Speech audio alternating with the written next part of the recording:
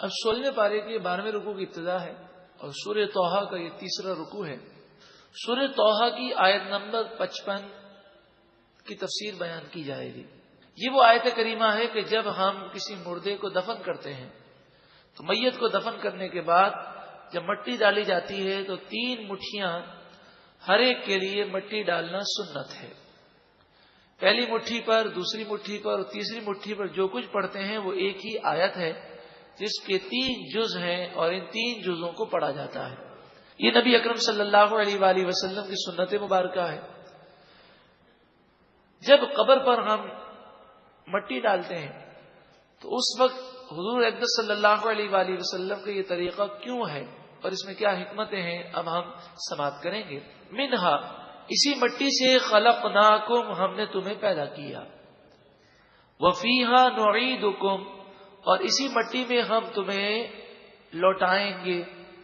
آدم علیہ السلام مٹی سے پیدا ہوئے اور ساری انسانیت آدم علیہ السلام کی اولاد ہے، پھر اسی مٹی میں ہمیں لوٹنا ہے قبر میں۔ وَمِنْهَا نُخْرِجُكُمْ تَارَةً أُخْرَى، اور اسی مٹی سے ہم تمہیں دوبارہ نکالیں گے کل بروز قیامت۔ اب جب ہم مثلا پہلی مٹھی ڈالتے ہیں مٹی کی تو کہتے ہیں مِنْهَا خَلَقْنَاكُمْ، اسی مٹی سے ہم نے تمہیں پیدا کیا۔ دوسری مٹھی ڈالتے ہیں وَفِيهَا نُعِيدُكُمْ، اسی مٹی میں ہم تمہیں دوبارہ لوٹائیں گے۔ اور جب تیسری دفعہ خاک اور مٹی ڈالتے ہیں وَمِنْهَا نُخْرِجُكُمْ تَارَةً أُخْرَى، اور اسی مٹی سے ہم تمہیں دوبارہ نکالیں گے۔ نبی اکرم صلی اللہ علیہ وآلہ وسلم کی ہر ادا میں ہزاروں حکمتیں ہیں۔ اس میں حکمت یہ ہے کہ جب ہم یہ پڑھیں گے تو ہمیں اپنی آخرت یاد آئے گی، اپنی موت یاد آئے گی۔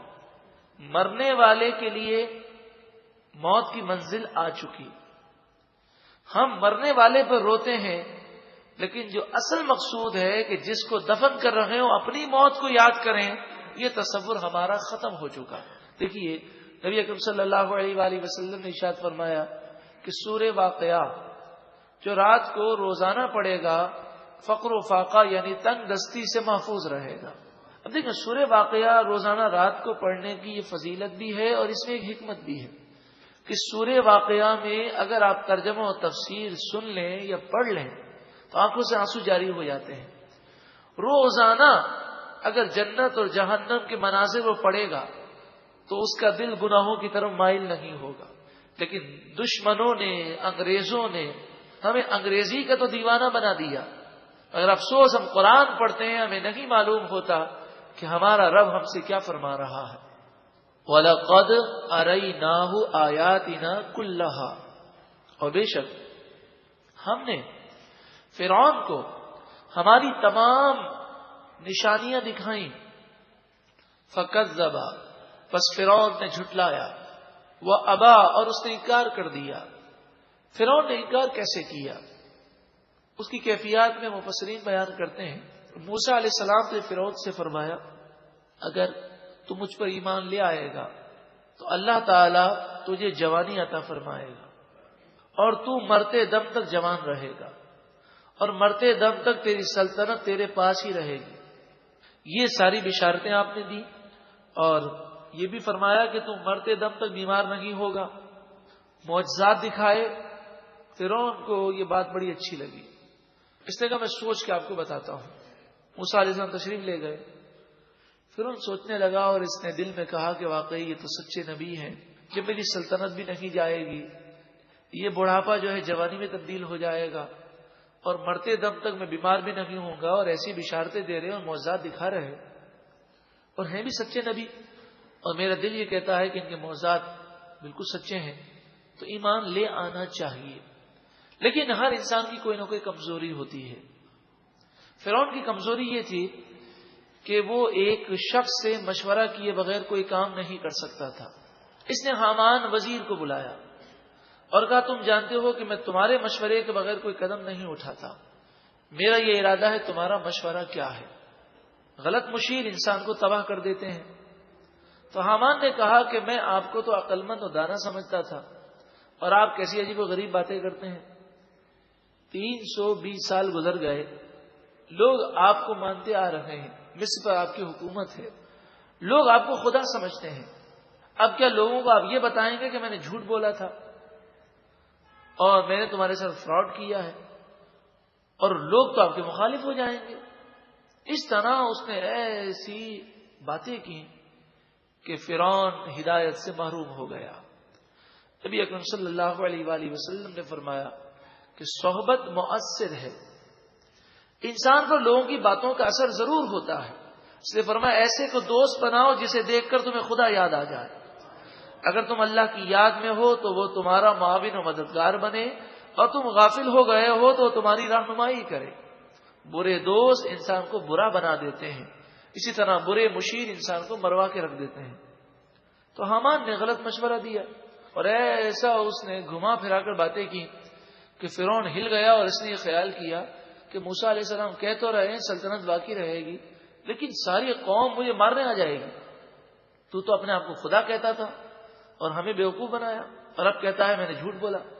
اس نے حامان سے کہا کہ ایسی عظیم الشان معجزات جب موسیٰ علیہ السلام لوگوں کو دکھائیں گے تو پھر لوگ تو ایمان لے آئیں گے، پھر بھی میری حکومت چلی جائے گی۔ اب ہم کیا کریں؟ ہم کیا کہیں لوگوں کو کہ ہم موسیٰ علیہ السلام پر ایمان کیوں نہیں لائے؟ تو حامان نے مشورہ دیا کہ ہم اس طرح کہیں گے، فرعون جو ہے بڑا سمجھدار ہے، اس نے بڑی تحقیق کی ہے، اور یہ ثابت ہو گیا ہے کہ یہ بہت بڑا جادو ہے۔ عام آدمیوں کو جادو سمجھ میں نہیں آتا، لیکن ہے جادو۔ اس طرح ہم ایسا پروپیگنڈا کریں گے کہ لوگ حقیقت کی طرف اور دیکھنے کی طرف راضی نہیں ہوں گے، وہ موسیٰ علیہ السلام کو جادوگر سمجھ کر ان کی بات ہی نہیں سنیں گے۔ اسے یہ بھی معلوم ہوا کہ کسی سے لوگوں کو دور کرنے کے لیے یہ زمانہ قدیم سے رواج ہے کہ اس کے خلاف جھوٹا پروپیگنڈا کیا جائے، تہمت لگائی جائے، الزامات لگائے جائے۔ نبی اکرم صلی اللہ علیہ وآلہ وسلم نے جب تبلیغ کا آغاز فرمایا تو آپ کے خلاف بھی کافروں نے یہی کیا کہ آپ کو بدنام کرنے کی کوشش کی تاکہ لوگ آپ کی بات ہی نہ سنیں۔ قال، فرعون بولا، اجئتنا لتخرجنا من ارضنا بسحرک یا موسیٰ، اے موسیٰ کیا آپ ہمارے پاس اس لیے آئے ہیں تاکہ اپنے جادو کے زور پر ہمیں ہماری زمین سے نکال دیں؟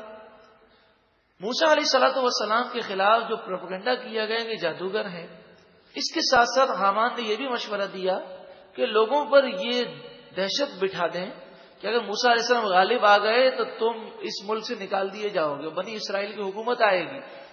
پھر لوگوں کو وہ تصورات تھے کہ ہم نے جو بنی اسرائیل پہ ظلم کیا ہے تو بنی اسرائیل ہم سے بدلہ لیں گے۔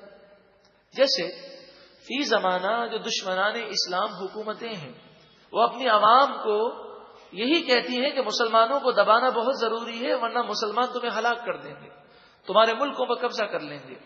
دہشت گردی کا نام لے کر مسلمانوں کو وہ ظلم و ستم کی آندیاں چلاتے ہیں۔ اس نے بھی کہا کہ اے موسیٰ کیا اپنے جادو کے زور پر آپ ہمیں ہماری زمین سے نکالنا چاہتے ہیں؟ فَلَنَأْتِيَنَّكَ بِسِحْرٍ مِثْلِهِ، پس ضرور بضرور ہم ایسا ہی جادو لے کر آئیں گے آپ کے مقابلے کے لیے۔ فَاجْعَلْ بَيْنَنَا وَبَيْنَكَ مَوْعِدًا لَا نُخْلِفُهُ نَحْنُ وَلَا أَنْتَ مَكَانًا سُوًى، پس ہمارے اور آپ کے درمیان ایک وعدے کے لیے مقررہ وقت ہو جائے مقابلے کے لیے کہ ہم اور آپ اس کی مخالفت نہ کریں۔ مکانن سوا، ایک ہموار میدان میں آپ کا اور جادوگروں کا مقابلہ ہوگا۔ اس مقابلہ کرنے میں بھی اس کی یہی تدبیر تھی کہ مقابلے کا کوئی بھی رزلٹ آئے اور دنیا میں یہی مشہور ہوگا کہ جادوگروں کا مقابلہ جادوگر سے ہے۔ اس طرح لوگوں کے ذہنوں سے یہ بات نکل جائے گی کہ موسیٰ علیہ السلام ایک نبی ہے۔ یہ بھی ایک پروپیگنڈے کا حصہ تھا۔ قال، آپ نے فرمایا، موعدکم یوم الزینۃ، تمہارا مقابلے کا وقت یعنی تمہارا اور ہمارا مقابلے کا وقت یوم الزینہ ہے، میلے کا دن ہے۔ آپ نے میلے کا دن اس لیے قرار دیا تاکہ زیادہ لوگ جمع ہو سکیں۔ دور دراز سے لوگ سال میں ایک دن میلے کے لیے جمع ہوتے تاکہ زیادہ سے زیادہ لوگوں پر دین کی دعوت پہنچ جائے۔ دوسرا، آپ نے یہ بات اس لیے کہی تاکہ لوگوں پہ ظاہر ہو جائے کہ اگر یہ موسیٰ علیہ السلام اللہ کے نبی نہ ہوتے تو کبھی بھی آپ سینہ تان کر اور بڑے ہی ہمت کے ساتھ یہ نہ کہتے کہ آ جاؤ ٹھیک ہے میں مقابلہ کر کے بتاتا ہوں. تو جو آدمی حق پر ہوتا ہے وہ سامنے آنے میں وہ ڈر محسوس نہیں کرتا. تو موسیٰ علیہ السلام نے ان دونوں باتوں کے پیش نظر فرمایا جب سارے لوگ جمع ہو اس دن ہمارا مقابلہ ہوگا. یوم عاشورہ 10 محرم کو ان کے یہاں میلہ لگتا تھا اور اس سال یہ ہفتے کا دن تھا. وَأَن يُحْشَرَ النَّاسُ ضُحًى اور اس وقت مقابلہ ہوگا جب لوگ دوپہر کے وقت جمع ہو جائیں تاکہ سورج چمک رہا ہو اور ہر چیز واضح نظر آ رہی ہو. ضحا اس وقت کو کہتے ہیں سورج نکلنے سے لے کر زوال تک یہ درمیانہ وقت ہے اس کو آدھا کریں تو ضحا وہ وقت ہے. یعنی یوں سمجھیے کہ اگر سورج 6 بجے نکلتا ہے اور زوال 12 بجے ہے تو 9 بجے یہ جو وقت ہے اس وقت ہر چیز روشن بھی ہوتی ہے اور گرمی زیادہ نہیں ہوتی. اس وقت میں چاش کی نماز پڑھنا افضل و اعلیٰ ہے. اگر کوئی اشراق کے فوراً بعد بھی چاش پڑھ لے تو چاش ادا ہو جائے گی، مگر اس درمیانی وقت میں چاش کا پڑھنا یہ زیادہ فضیلت کا باعث ہے. فتولی فرعون پس فرعون پھرا فجمع کیدہ اس نے اپنے مکر کو جمع کیا، سارے جادوگروں کو بلایا. ثم اتا پھر جادوگروں کو لے کر آیا. قال لهم موسیٰ علیہ الصلوۃ والسلام نے ان جادوگروں سے فرمایا. دیکھیں موسیٰ علیہ الصلوۃ والسلام کے پاس جب جادوگر آئے اللہ تعالیٰ کی قدرت کہ جادوگروں پر یہ ظاہر ہو گیا تھا کہ موسیٰ علیہ السلام اللہ کے نبی ہیں، اس لیے کہ جادوگروں نے کہا کہ مقابلہ کرنے سے پہلے موسیٰ علیہ السلام کو نیند کی حالت میں دیکھنا چاہتے ہیں، کیونکہ جادوگر کا جادو نیند میں وہ کام نہیں کرتا. تو دیکھا موسیٰ علیہ السلام سو رہے ہیں ایک درخت کے نیچے اور آپ کی لاٹھی وہ آپ پر پہرا دے رہی ہے، تو سمجھ گئے کہ یہ اللہ کے نبی ہیں، جادوگر نہیں ہے. جب یہ سمجھ چکے تھے پھر بھی مقابلے کے لیے آئے.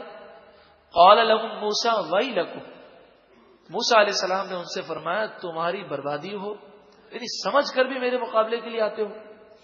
لا تفتروا علی اللہ کذبا تم اللہ پر جھوٹ نہ باندھو اور مجھے جادوگر نہ کہو، میں اللہ کا سچا نبی ہوں. فَيُسْحِتَكُمْ بِعَذَابٍ پس اللہ تبارک و تعالی تمہیں عذاب کے ذریعے ہلاک کر دے گا. وَقَدْ خَابَ مَنِ افْتَرَىٰ اور جو اللہ پر جھوٹ باندھے وہ نامراد اور ناکام ہوگا. فَتَنَازَعُوا أَمْرَهُمْ بَيْنَهُمْ ان جادوگروں کے درمیان معاملے میں اختلاف ہو گیا. وَأَسَرُّوا النَّجْوَىٰ اور آپس میں یہ آہستہ آہستہ سرگوشی کرنے لگے. کسی نے کہا یہ اللہ کے نبی ہیں، تو بعض جادوگروں نے کہا کہ ہو سکتا ہے کوئی ایسا بھی پاورفل جادوگر ہو کہ نیند میں بھی اس کا جادو چلتا ہو. اس طرح انہوں نے شک و شبہات کی باتیں کی.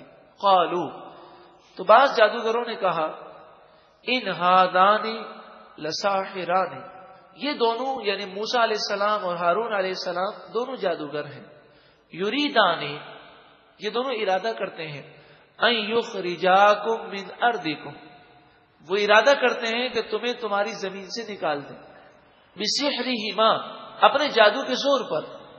ویذھبا بطریقتکم المثلی اور تمہیں تمہارے اچھے دین اور اچھے طریقے سے دور کر دیں. جیسے آج کا مغرب یہ کہتا ہے کہ مسلمان دہشت گرد ہیں، وہ ہماری تہذیب و تمدن کو تباہ کرنا چاہتے ہیں. دہشت گرد تو دشمنان اسلام ہے، تہذیب و تمدن کا جنازہ تو انہوں نے نکالا ہے. فَأَجْمِعُوا پس تم سب جمع کرو کیدکم اپنے جادو کو اپنے فریب کو. ثم اتوا صفا پھر سب بنا کر مقابلے کے لیے آ جاؤ اور اس شک میں نہ پڑو کہ اللہ کے سچے نبی ہیں، یہ تو جادو کے زور پر تمہیں تمہارے ملک سے نکالنے کے لیے آئے ہیں. جب انسان کو یہ پتہ چل جائے اور یہ ذہن بنا دیا جائے کہ تمہارا مخالف ہے، تمہارا دشمن ہے، تمہیں نقصان پہنچانا چاہتا ہے، تو بندہ اس کی بات سننے کو تیار نہیں ہوتا. اور جب یہ محسوس ہو یہ ہمارا خیر خواہ ہے تو اس کی بات سنی جاتی ہے. تو انہوں نے اس طرح آپس میں کہا، آخرکار سارے جادو پھینکنے اور مقابلہ کرنے کے لیے تیار ہو گئے۔ وَقَدْ أَفْلَحَ الْيَوْمَ مَنِ اسْتَعْلَىٰ، اور بے شک آج کے دن وہی کامیاب ہوگا جو غالب ہوگا، لہذا جادو کے زور پر غالب آ جاؤ۔ لیکن دل ابھی بھی اندر سے کہہ رہا تھا کہ موسیٰ علیہ السلام اللہ کے نبی ہیں، مگر دنیا کی لالچ اور فریب نے انہیں گمراہ کیا، تو ان کی ہمت نہ ہوئی کہ موسیٰ علیہ السلام کی بے ادبی کر سکیں۔ تو انہوں نے بڑے ادب کے ساتھ کہا، قالوا یا موسیٰ، اے موسیٰ علیہ السلام، اما ان تلقی، یا تو آپ اپنی لاٹھی ڈالیں، وَإِمَّا أَن نَّكُونَ أَوَّلَ مَنْ أَلْقَىٰ، یا پھر ہم سب سے پہلے لاٹھی کو پھینکیں، اپنی لاٹھیوں اور رسیوں کو پھینکیں۔ 300 اونٹوں پر یہ لاٹھیاں اور رسیاں لے کر آئے۔ یہ کہہ کر انہوں نے کہا ہم یہ معاملہ آپ کی رائے پر چھوڑتے ہیں۔ یہ جب انہوں نے ادب کیا، اللہ تعالیٰ کو یہ ادا پسند آئی، اور اس واقعے کی انتہا پر اللہ تعالیٰ نے انہیں ایمان کی دولت عطا فرما دی۔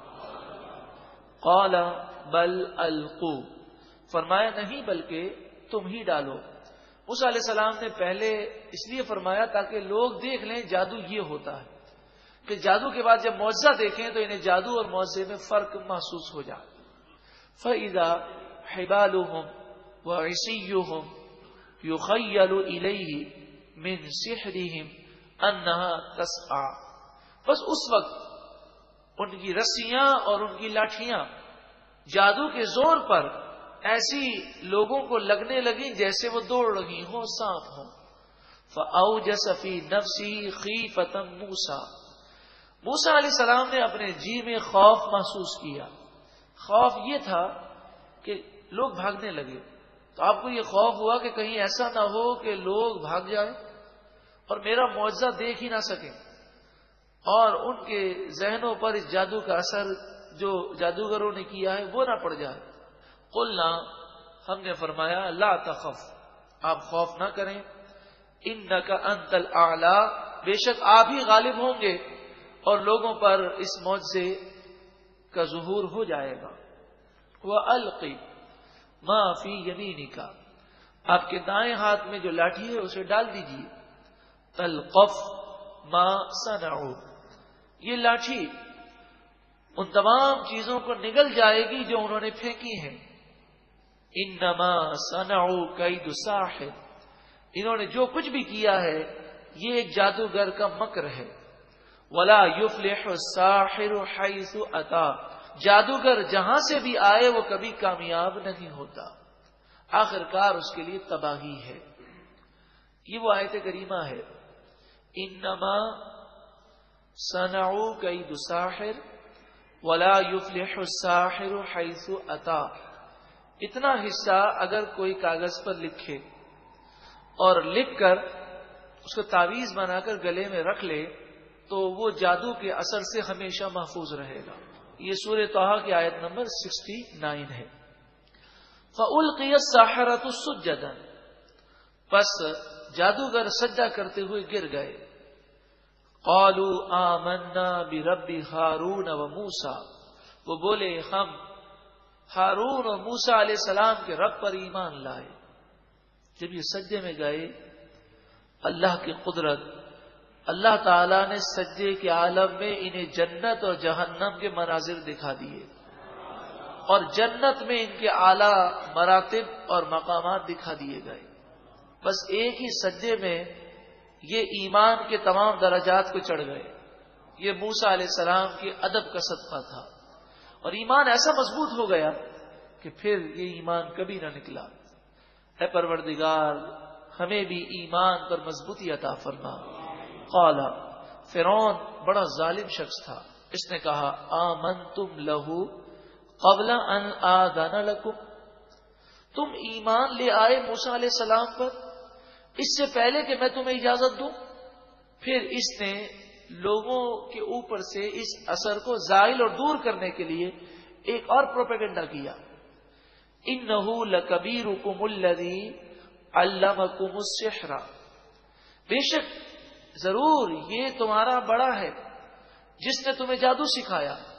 کہنے لگا کہ تم سب جادوگر ہو اور موسیٰ علیہ السلام تمہارے استاد ہیں، تم لوگوں نے ایک مشن بنایا اور ایک سازش کے ذریعے ہمیں بیوقوف بنانے کی کوشش کرتے ہو، تم سب ملے ہوئے ہو کہ ایک جھٹکے کے اندر تم نے سجدہ کیا اور ایمان لے آیا، یہ کیسے ہو سکتا ہے؟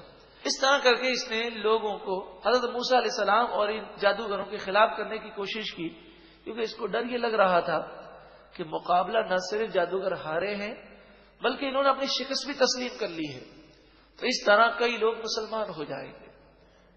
پھر اس سے پہلے کہ اور لوگ اسلام قبول کریں، اس نے سخت ترین سزا کا اعلان کیا، فَلَا أُقَطِّعَنَّ أَيْدِيَكُمْ، بس ضرور میں تمہارے ہاتھوں کو کاٹ دوں گا۔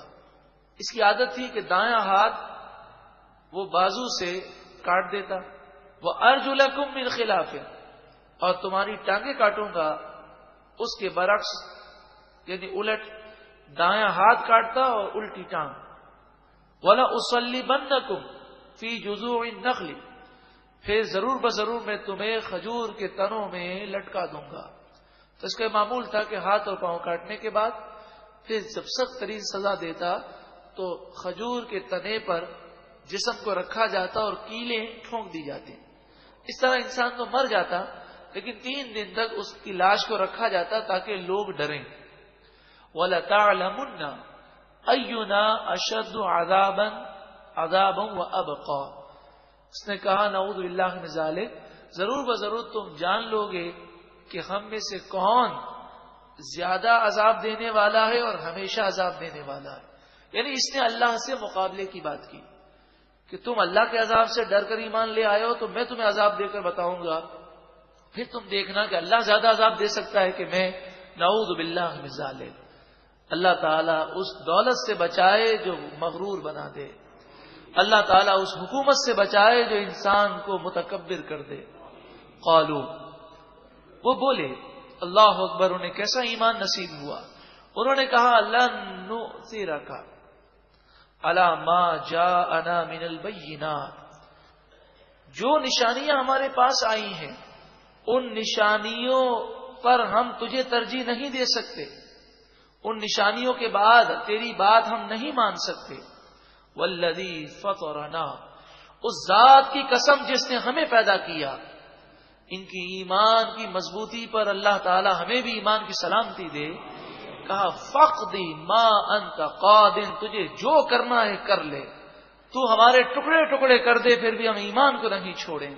انما تقضی هذه الحیات الدنیا، تو جو کچھ بھی کرے گا اس دنیا ہی میں کرے گا، اور ایک نہ ایک دن دنیا تو چھوٹنی ہے، دنیا سے جانا ہے۔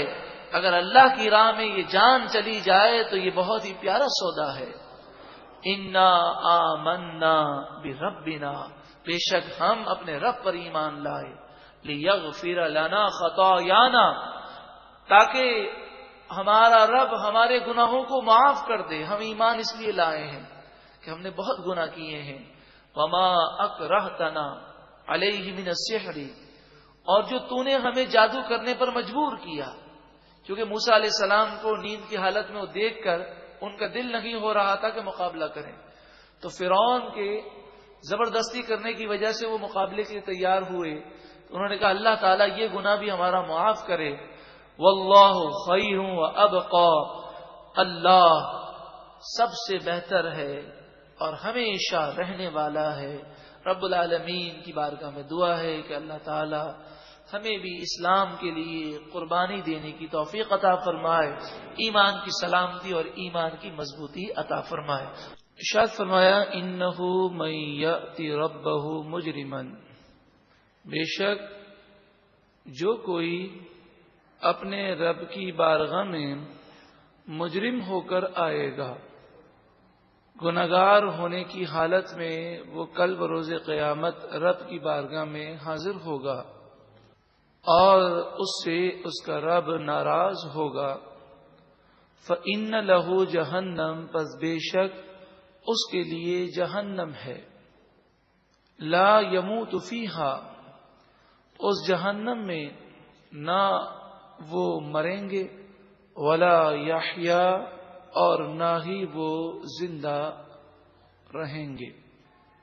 مراد یہ ہے کہ جہنم کا عذاب اس قدر سخت ہوگا کہ وہاں زندہ رہنا زندہ رہنے کے برابر نہیں ہوگا. یعنی ایسی کوئی زندگی نہیں ہوگی جس سے وہ نفع اٹھائیں، لذت اٹھائیں، بلکہ ہر لمحے جہنم میں عذاب بڑھایا جائے گا.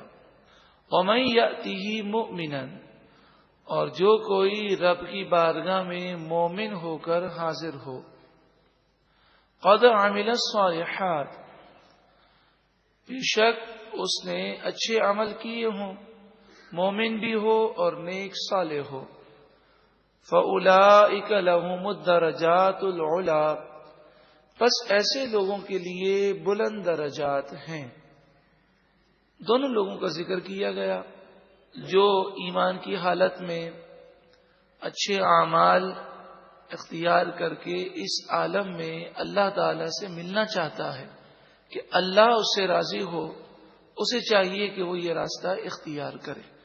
جنات عدن تجری من تحتها الانہار، ہمیشہ کے باغات، ہمیشہ کی جنتیں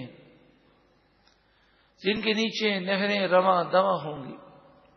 خالدین فیہا، اس میں ہمیشہ رہیں گے. وَذَلِكَ جَزَاءُ مَن، یہ صلہ ہے ان لوگوں کا، من تزکا، جنہوں نے اپنے آپ کو پاک کر لیا، جن کا ظاہر پاک ہوا، باطن پاک ہوا، جن کی نگاہیں پاک، جن کی زبان، دل و دماغ، سوچ و فکر پاک. من تزکا، اللہ رب العالمین ہم سب کو ظاہری اور باطنی گندگیوں سے پاکیزہ فرما دے اور ظاہری اور باطنی گندگیوں سے ہمیشہ محفوظ فرمائے. اب 16ویں پارے کے 12ویں رکوع کی ابتدا ہے اور سورہ طٰہٰ کا یہ تیسرا رکوع ہے. سورہ طٰہٰ کی آیت نمبر 55 کی تفسیر بیان کی جائے گی. یہ وہ آیت کریمہ ہے کہ جب ہم کسی مردے کو دفن کرتے ہیں تو میت کو دفن کرنے کے بعد جب مٹی ڈالی جاتی ہے تو 3 مٹھیاں ہر ایک کے لیے مٹی ڈالنا سنت ہے. پہلی مٹھی پر، دوسری مٹھی پر اور تیسری مٹھی پر جو کچھ پڑھتے ہیں وہ ایک ہی آیت ہے جس کے 3 جز ہیں اور ان 3 جزوں کو پڑھا جاتا ہے. یہ نبی